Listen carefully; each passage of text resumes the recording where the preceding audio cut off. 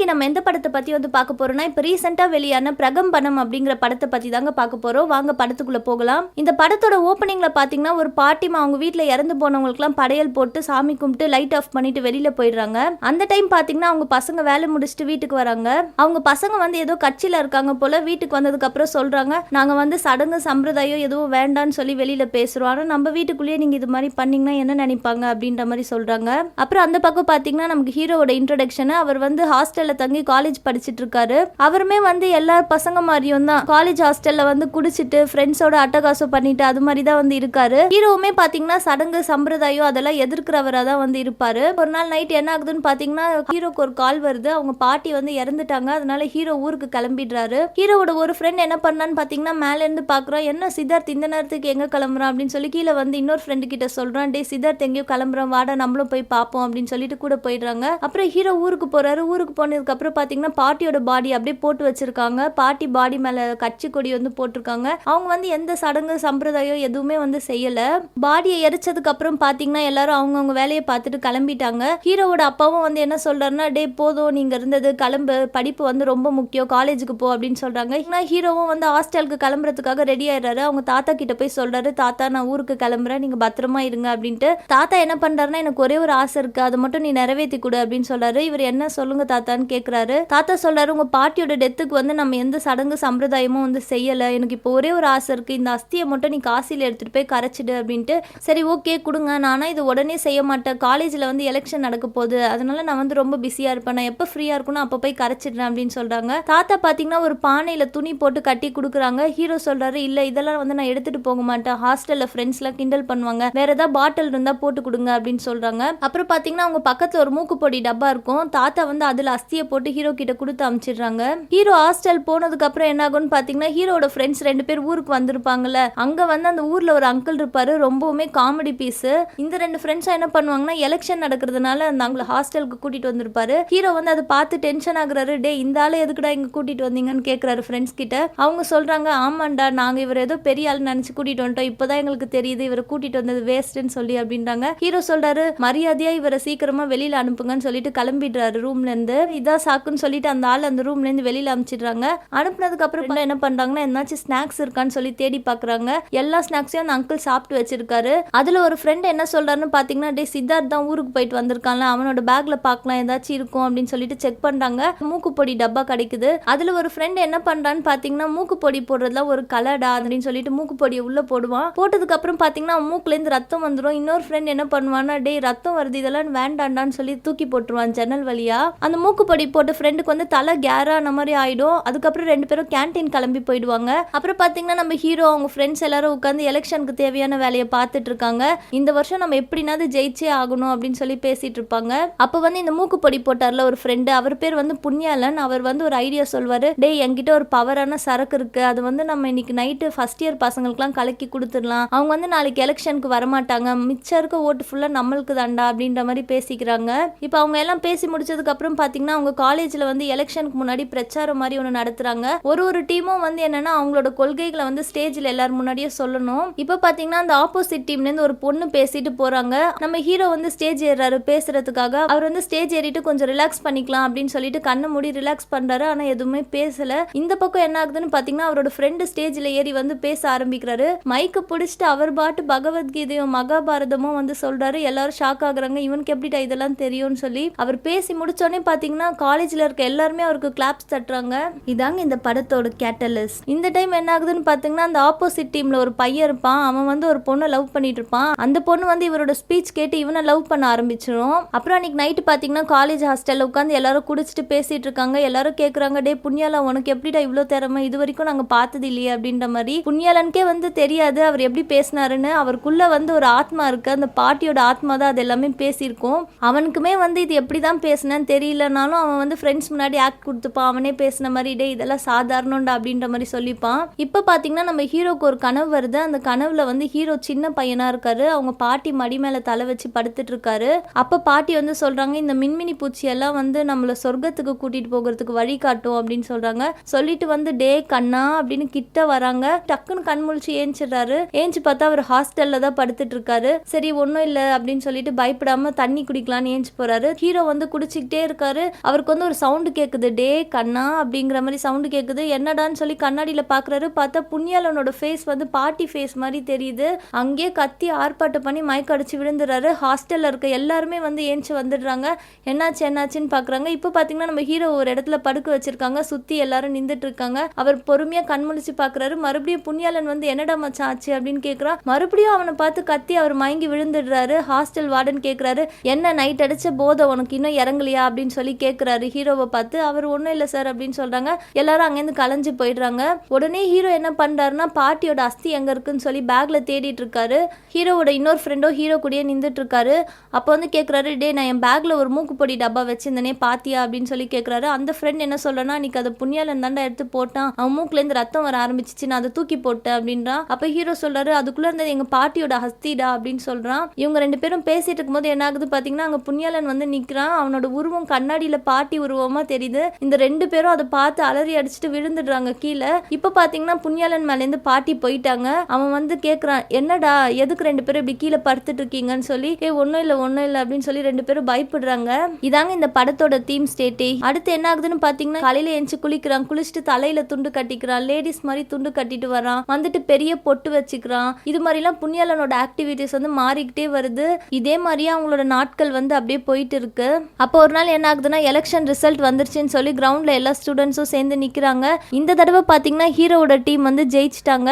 அதுக்கு முக்கியமான காரணமே வந்து பார்த்தீங்கன்னா புண்ணியாலனோட ஸ்பீச் தான். புண்ணியாலனோட கேர்ள் ஃப்ரெண்ட் இருப்பால, அவங்கிட்ட போயிட்டு அந்த ஆப்போசிட் டீம்ல இருக்க பையன் என்ன சொல்றான்னா, புண்ணியாலன் வந்து பையன் கிடையாது நீ நினைக்கிற மாதிரி, அவன் வந்து பைசெக்சுவலா இருக்க கூட வாய்ப்பு இருக்கு, நான் எனக்கு தெரிஞ்சதை சொல்லிட்டேன் அப்படின்ற மாதிரி அந்த கேர்ள் ஃப்ரெண்ட் கிட்ட சொல்லி கன்ஃபியூஸ் பண்ணி விட்டு போயிடுறா. இதாங்க இந்த படத்தோட மிட் பாயிண்ட். அவனும் வந்து புண்ணியாலனோட ஆக்டிவிட்டிஸ் எல்லாம் வந்து கவனிச்சிட்டு இருக்கான். அந்த பொண்ணும் புண்ணியாலன் பாத்தீங்கன்னா ஒரு சந்தோஷத்துல வந்து ஃப்ரெண்ட்ஸுக்குலாம் முத்தம் கொடுத்துட்டு இருக்கான், டான்ஸ் ஆடிட்டு இருக்கான். அதுவே வந்து அந்த பொண்ணோட கண்ணுக்கு இப்ப தப்பா தெரிய ஆரம்பிக்குது. அந்த பொண்ணு என்ன பண்றான்னா, இந்த டைம்ல புண்ணியாலன் கிட்ட போய், என்ன நீ இப்பெல்லாம் வீட்டுக்கு வரேன்னு சொல்லி கேட்கவே மாட்டேங்கிறியா அப்படின்ட்டு, என்னது வீட்டுக்கு வர சொல்றியா அப்படின்னு இந்த பையன் கேட்குறான். ஆமா உண்மையாதான், இன்னைக்கு நைட் எங்க அப்பா அம்மா இருக்க மாட்டாங்க, நீ வீட்டுக்கு வா அப்படின்னு புண்ணியாலன் கிட்ட சொல்றான். புண்ணியாலனுக்கு ஒரே சந்தோஷமாயிடுது. இதாங்க இந்த படத்தோட பி ஸ்டோரி. அன்னைக்கு நைட் என்ன பண்றான்னா, அவன் வந்து கிளம்பிட்டு இருக்கான் அந்த பொண்ணு வீட்டுக்கு. ஃப்ரெண்ட்ஸும் எவ்வளவோ அவனை தடுக்கிறதுக்காக முயற்சி செய்யறாங்க. அவன் வந்து கேட்கறதா இல்ல, அவன் கேர்ள் ஃப்ரெண்ட் வான்னு சொல்லிட்டான்னு சொல்லி ரொம்ப சந்தோஷமா இருக்கான். இப்போ புண்ணியாலன் பாத்தீங்கன்னா அந்த பொண்ணோட வீட்டுக்கு வந்து போறான். போனதுக்கு அப்புறம் அவங்க ரெண்டு பேரும் ஃபர்ஸ்ட் நார்மலா பேசிட்டு இருக்காங்க. ஒரு லவர்ஸ் எப்படி இருப்பாங்களோ அது மாதிரி ரொமான்ஸ் பண்ணிட்டு சிரிச்சுட்டு அப்படி இருக்காங்க. இப்போ பாத்தீங்கன்னா புண்ணியாலன் மேல சாஞ்சு படுக்கிறா இந்த பொண்ணு. அவனுக்கு டக்குன்னு தும்மல் வருது. தும்மல் வந்தோடனே பாத்தீங்கன்னா பாட்டியோட பேய் வந்து புண்ணியாலன் மேல வந்துடுது. வந்ததுக்கு அப்புறம் இந்த பொண்ணு பிடிச்சி ஒரே தள்ளா கீழே தள்ளி விட்டுடுறான். தள்ளி விட்டதுக்கு அப்புறம் இந்த பொண்ணு கேட்கறா, ஏன் நீ இது மாதிரி பிஹேவ் பண்ற அப்படின்னு கேட்கறான். புண்ணியாலன் சொல்றான், என்ன இது அரகுற ட்ரெஸ் போட்டு இப்படி இருக்கிற ஒரு பொம்பளை பொண்ணு இப்படியா இருக்கிறது, என்ன வளர்த்து வச்சிருக்காங்க உங்க அப்பா அம்மா, வீட்டுல ஆள் இல்லாத நேரமா ஒரு ஆம்பளை பையனை வீட்டுக்கு கூப்பிடுவியா நீ அப்படின்னு சொல்லி கேட்கறான். இந்த பொண்ணுக்கு ஒண்ணுமே புரியல. புண்ணியாலன் எதுக்காக இப்படி பிஹேவ் பண்றான்னு நினைச்சிட்டு இருக்கா. இந்த பக்கம் அப்பா அம்மா கீழே கார் பார்க் பண்ணிட்டு இருக்காங்க. அந்த பொண்ணு சொல்றா, டே எங்க அப்பா அம்மா வந்துட்டாங்க சீக்கிரம் போன்னு சொல்றான். புண்ணியாலன் வந்து கீழே போய் அவங்க அப்பா அம்மா கிட்ட சண்டை போடுறான். என்ன பொண்ணு வளர்த்து வச்சிருக்கீங்க நீங்க, வீட்டுல நீங்க இல்லாத நேரம் ஒரு ஆம்பளை பையனை கூப்பிட்டு வந்திருக்கா அப்படின்னு சொல்றான். இந்த பொண்ணு மேலேந்து வேகமா ஏறி வந்து புண்ணியாலன் மண்டை மேலேயே அடிச்சிடுறா ஒரு பாட்டை வச்சு. அவன் மயங்கி கீழே விழுந்துடுறான். இந்த பக்கம் பாத்தீங்கன்னா வெளியில புண்ணியாலனோட ரெண்டு ஃப்ரெண்ட்ஸும் வெயிட் பண்ணிட்டு இருக்காங்க, ஹீரோவும் இன்னொரு ஃப்ரெண்டும். இந்த பொண்ணு இப்படி அடிச்சு அவன் மயங்கின உடனே கூட்டிட்டு போயிடுறாங்க ரெண்டு ஃப்ரெண்ட்ஸும் வந்து. கூட்டிட்டு போனதுக்கு அப்புறம் பாத்தீங்கன்னா புண்ணியாலன் அடுத்த நாள் ரொம்ப புலம்புறான். ஹீரோ சொல்லிட்டாரு, உன் மேல வந்து எங்க பாட்டியோட பேய் இருக்குடா, நீ எதுக்கு அந்த மூக்கு பொடி அன்னைக்கு போட்ட அப்படின்னு. அப்ப வந்து புண்ணியாலன் கேட்கிறா, என்னது தும்புனா பேய் வருமா, உண்மையாவா, அந்த பேய் எதுக்கு என்னோட வாழ்க்கையில வந்து இப்படி விளையாடுது அப்படின்னு சொல்லிட்டு அவன் தும்பல் வர வைக்கிறதுக்காக ட்ரை பண்றான். தும்பிட்டு பாக்குறான், டே பேய் வந்துருச்சா அப்படின்னு சொல்லி கேட்கறான். பேய் வந்தா உனக்கு எப்படிடா தெரியும், உன் மேல தானடா பேயே வரும் அப்படின்னு சொல்லி இவங்க ரெண்டு பேரும் சொல்றாங்க. ஐயோ இதுக்கு வேற வழியே இல்லையா அப்படின்ற மாதிரி பேசிக்கிறாங்க.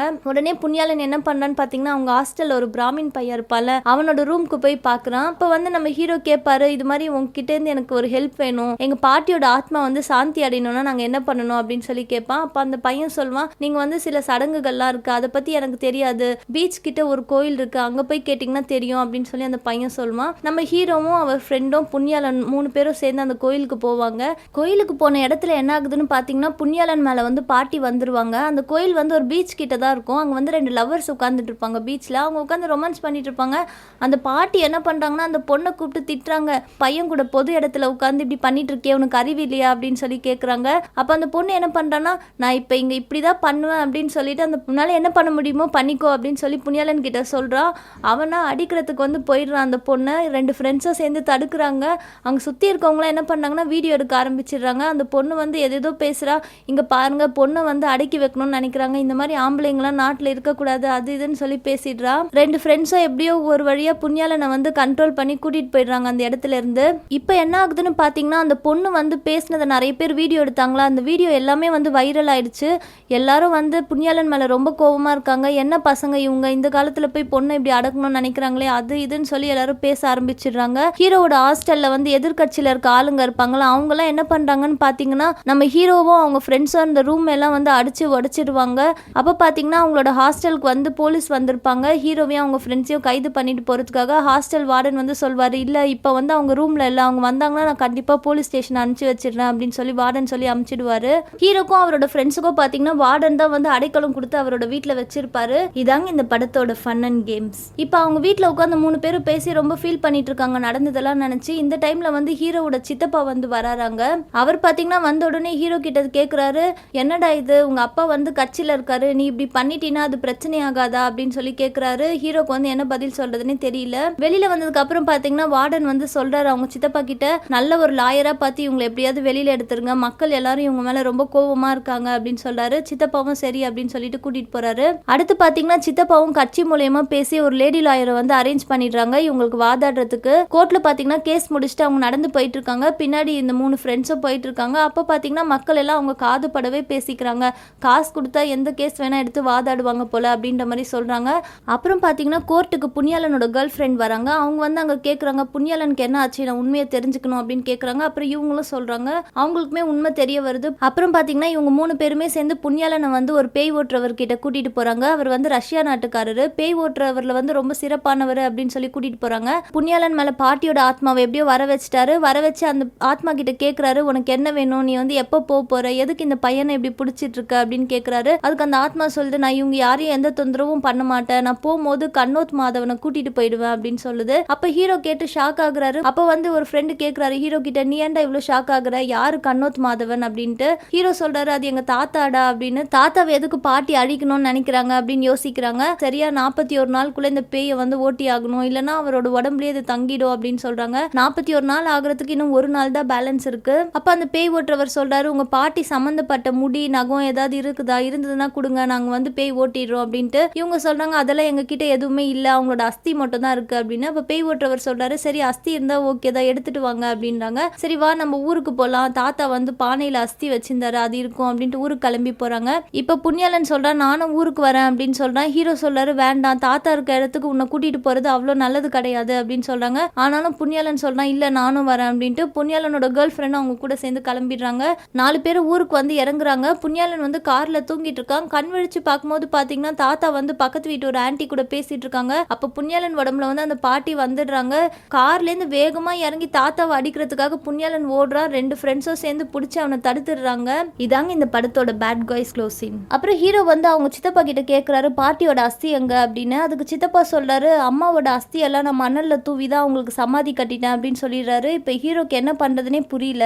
இதாங்க இந்த படத்தோட dark night of the soul. புண்ணியாலனை பாத்தீங்கன்னா ஒரு மரத்துல கட்டி போட்டு வச்சிருப்பாங்க. அவன் வந்து அங்கிருந்து புலம்பிட்டே இருப்பான், என்னை வந்து கழட்டி விடுங்கன்னு சொல்லுவான். யாருமே வந்து கழட்ட மாட்டாங்க. ஒரு குட்டி பையன் அங்க இருப்பான், அவன் கூட வந்து புண்ணியாலன் கூட விளையாடிக்கிட்டே இருப்பான். அப்ப வந்து சொல்வான், நீ தயவு செஞ்சு இந்த கட்டை கழட்டி விடுப்பா அப்படின்னு சொல்லுவான். அந்த பையனும் என்ன பண்ணுவானா, பாவம் பார்த்து கழட்டி விட்டுருவான். அப்போ புண்ணியாலன் மேல வந்து பாட்டி வந்துருவாங்க. வந்தோடனே மறுபடியும் அவன் தாத்தாவை வந்து தாக்குறதுக்கு ஓடி போவான். தாத்தா ரூம்குள்ள போய் கதவை சாத்திப்பாரு. பாட்டி வந்து ஜன்னல்ல நின்றுட்டு சொல்லுவாங்க தாத்தா கிட்ட, உன்னால தானே நான் செத்து போனேன் அப்படின்னு சொல்லுவாங்க. எல்லாரும் ஷாக்கா பார்ப்பாங்க. அப்போ வந்து நமக்கு ஒரு சின்ன பிளாஷ்பேக் காட்டுவாங்க. பாட்டி வந்து சாப்பிட்டுட்டு இருப்பாங்க, அவங்களுக்கு வந்து புறக்கு ஏறிடும். தாத்தா கிட்ட வந்து தண்ணி கேட்பாங்க.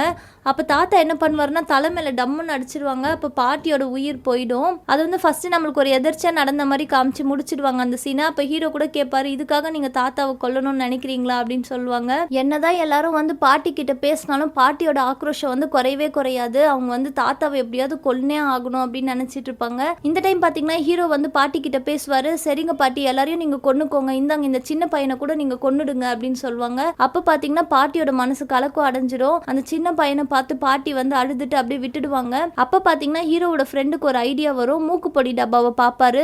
இந்த மூக்குப்பொடி டப்பா வந்து அன்னைக்கு அவன் ஃபுல்லா யூஸ் பண்ணிருக்க மாட்டான், பாதி டப்பாவை வந்து நான் ஜன்னல் வழியா தூக்கி போட்டேன் அப்படின்னு சொல்லுவாரு. உடனே பாத்தீங்கன்னா ஹீரோவும் அவங்களோட ஃப்ரெண்ட்ஸும் அங்கேருந்து கிளம்பி ஹாஸ்டலுக்கு வராங்க அந்த மூக்குப்பொடி டப்பாவை தேடிட்டு. ஹாஸ்டல்ல பாத்தீங்கன்னா ஹீரோவோட ஆப்போசிட் டீம்ல இருக்க பசங்க வந்து இவங்க கூட சண்டைக்கு நின்றுவாங்க, எதுக்கு ஹாஸ்டலுக்கு வந்தீங்கன்னு சொல்லிட்டு. அந்த டைம் பாத்தீங்கன்னா புண்ணியாளனோட உடம்புல வந்து பாட்டியோட ஆத்மா வந்துடும். வந்ததுனால எல்லாரையும் சண்டை போட்டு காப்பாத்திடுவாரு புண்ணியாளனு. அந்த சண்டை நடக்கிற இடத்துக்கு பாத்தீங்கன்னா இந்த ஊர்ல இருந்து ஒரு காமெடி பீஸ் அங்கிள் கூட்டிட்டு வந்தாங்களா, அவர் வந்து கார் எடுத்துட்டு வந்திருப்பாரு. சீக்கிரம் எல்லாரும் ஓடிவாங்க அப்படின்னு சொல்லி கூப்பிடுவாரு. உடனே எல்லாரும் கார்ல ஏறி தப்பிச்சிடுவாங்க. அப்புறம் நம்ம ஹீரோ கார் ஓட்டிட்டு போவாரு. ஸ்ட்ரெயிட்டா அந்த பேய் ஓட்டுறவரோட வீட்டுக்கு போவாங்க. அங்க போய் பார்த்தா அந்த பேய் பிடிக்கிறவர் யாரோ தலைக்கீழ கட்டி வச்சிருக்காங்க. நம்ம ஹீரோ வந்து அவரை காப்பாத்துறாரு. அப்புறமா ஹீரோ சொல்றாரு, உங்களுக்கு தேவையான பொருள் எல்லாமே நான் எடுத்துட்டு வந்துட்டேன், நீங்க சீக்கிரமா என் ஃப்ரெண்டை காப்பாத்துங்க அப்படின்ற மாதிரி சொல்றாரு. பேய் ஓட்டுறவர் சொல்றாரு, இல்ல எனக்கு வெளியில போக வேண்டிய முக்கியமான வேலை இருக்கு, நான் போறேன் அப்படின்னு சொல்றாரு. ஹீரோவும் ரொம்ப கன்வின்ஸ் பண்ணி சரி அப்படின்னு உட்கார வைக்கிறாங்க. இப்ப அந்த அஸ்தியை வந்து கேக்குறாரு பேய் ஓட்டுறவர். அப்ப அந்த மூக்குப்பொடி டப்பாக்குள்ள பார்த்தா காலியா இருக்கு, அஸ்தி இல்ல. நம்ம ஹீரோவோட ஃப்ரெண்டு பாத்தீங்கன்னா அந்த டப்பாவை மாத்தி எடுத்துட்டு வந்திருக்காரு. உடனே அந்த பேய் ஓட்டுறவர் என்ன பண்றாருன்னு பாத்தீங்கன்னா ஒரு செயின் மாதிரி வச்சிருக்காரு. அதை வச்சு மந்திரிச்சு புண்ணியாளன் மேல போட்டுடுறாரு. போட்டு அவர் என்ன சொல்றாருன்னா, நான் வந்து மந்திரிச்சிட்டேன், இதுக்கு அடுத்து சரியாகும், ஆனா 12 மணி வரைக்கும் நீங்க யாரும் வெளியில வராதீங்க அப்படின்னு சொல்லிட்டு அங்கிருந்து அவர் எஸ்கேப் ஆயிடுறாரு. அவர் அந்த ரூம்ல இருந்து வெளியில வர நேரத்துல பாத்தீங்கன்னா புண்ணியாளனோட அப்பாவும் அம்மாவும் நின்றுட்டு இருக்காங்க. இவர் வந்து கார்ல ஏறி போயிடுறாரு. அப்ப புண்ணியாளனோட அப்பா அம்மா உள்ள போய் பாக்குறாங்க, என் பையனுக்கு சரியாயிடுச்சு அப்படிங்கிற மாதிரி. 12 மணி ஆகவும் அங்க இருக்க ஒரு பேயும் வந்து உயிர் வந்த மாதிரி ஏஞ்சுக்குது. ரொம்பவே காமெடியா இருக்குது. ஒரு பேய் அப்படியே முறைச்சு பாக்குது, ஒரு பேய் பாஞ்சிட்டு வருது கடிக்கிறதுக்கு. இது மாதிரிலாம் அங்க நடந்துட்டு இருக்கு. அப்ப வந்து புண்ணியாளன் இப்படி மயக்கம் வந்த மாதிரி பாக்குறான். அப்ப வந்து இவங்க கண்ணாடியை வச்சு பாக்குறாங்க, அவன் மேல இருக்க ஆத்மா போயிடுச்சான்னு சொல்லிட்டு. பார்த்தா கண்ணாடியில மறுபடியும் பாட்டியோட உருவமே தான் தெரியுது. இவங்க எல்லாரும் ரொம்ப பயந்துடுறாங்க. இங்க இந்த பேய் வீட்டுக்குள்ள இந்த மாதிரி கலாட்டெல்லாம் நடந்துட்டு இருக்கு. அந்த பக்கம் அந்த பேய் ஓட்டுறவர் என்ன பண்றாருன்னா கார் எடுத்துட்டு தப்பிச்சு போறாரு. அவர் கார்ல போயிட்டே இருக்கும் போது என்ன ஆகுதுன்னு பாத்தீங்கன்னா அந்த காமெடி பீஸ் அங்கிள் இருப்பார்ல, அவர் வந்து லிஃப்ட் கேக்குறாரு பேய் ஓட்டுறவர் கிட்ட. அவரும் சரி ஓகேப்பா ஏறிக்கோ அப்படின்னு சொல்லிடுறாரு. இது மாதிரி 2 பேரும் அப்படியே போயிட்டே இருக்காங்க கார்ல. அப்ப அந்த பேய் ஓட்டுறவர் கேக்குறாரு, உங்ககிட்ட சிகரெட் இருந்தா கொடு அப்படின்னு சொல்லி. இவர் சொல்றாரு, என்கிட்ட சிகரெட்லாம் இல்ல, மூக்கு பொடி தான் இருக்கு அப்படின்னு சொல்லி கொடுக்குறாரு. இந்த டைம் நம்மளுக்கு ஒரு சின்ன பிளாஷ்பேக் காட்டுறாங்க. அந்த மூக்கு பொடி டப்பா அவருக்கு எப்படி கிடைச்சிருக்கோம்னா, புண்ணியாளனோட ஃப்ரெண்டு மூக்குல ரத்தம் வந்தோடனே ஜன்னல்ல தூக்கி போட்டிருப்பார்ல, அப்ப அந்த அங்கிள் கீழே நடந்து போயிட்டு இருந்திருப்பாரு, அவர் மேல விழுந்திருக்கும். அதை எடுத்து நம்ம யூஸ் பண்ணிக்கலாம்னு அவர் எடுத்துட்டு வந்திருப்பாரு. இப்ப இந்த பேய் ஓட்டுறவர் அந்த மூக்கு பொடியை இழுக்கவும் பேய் வந்து அந்த பேய் ஓட்டுறவர் மேல போயிடும். அந்த பக்கம் புண்ணியாளன் உடம்புல இருந்து பேய் வெளியில வந்துடும். அவன் உடம்பு இப்படி அசைவானவனே மறுபடியும் அவங்க அங்க கண்ணாடி வச்சு பார்ப்பாங்க. அப்ப பார்த்தா புண்ணியாளனோட உண்மையான உருவம் தான் தெரியும் கண்ணாடியில. அவங்க ரொம்ப சந்தோஷப்பட்டுப்பாங்க. அதோட அந்த சீன் அப்படியே முடிக்கிறாங்க. இதாங்க இந்த படத்தோட பிரேக் இன் 2-3. இப்போ நமக்கு லாஸ்டா ஒரு சீன் காட்டுறாங்க. அதுல என்னன்னா தாத்தா ஜாலியா கோவா பீச்ல விளையாடிட்டு இருக்காரு. அங்க இருக்க கேர்ள்ஸ் எல்லாம் பார்த்துட்டு ஜூஸ் குடிச்சிட்டு ஜாலியா வந்து ஒரு சீட்ல படுக்கிறாரு. அப்ப என்ன ஆகுதுன்னு பாத்தீங்கன்னா, என்ன ரொம்ப சந்தோஷமா இருக்கியா அப்படின்னு ஒரு சவுண்டு கேக்குது. என்னடா அப்படின்னு சொல்லி பார்த்தா பக்கத்துல அந்த பேய் ஓட்டுறவர் பெரிய பொட்டு வச்சுட்டு லேடி கெட்டப்ல படுத்துட்டு இருக்காரு. அப்ப தாத்தா என்ன பண்றாருன்னா, நீ என்ன எங்க போனாலும் விடவே மாட்டியா அப்படின்னு சொல்லிட்டு அப்படியே ஓடுறாரு. அதோட அந்த படத்தை முடிச்சிடுறாங்க. இதாங்க இந்த படத்தோட ஃபினாலே. இந்த படம் பாத்தீங்கன்னா ரொம்பவே காமெடியான படம். எல்லாருமே ஃபேமிலியோட பாக்குற மாதிரி இருக்கும். இந்த படத்தோட ஜானர் என்னன்னா ஸ்டோரி த்ரில்லர் ரிவெஞ்ச் டிராமாங்க. இத சர்வ் த கேட் வெர்ஷன்ல டியூட் வித் ப்ராப்ளம்னு சொல்லுவாங்க. இந்த படத்துக்கு என்னோட ரேட்டிங் பாத்தீங்கன்னா 10 out of 9ங்க.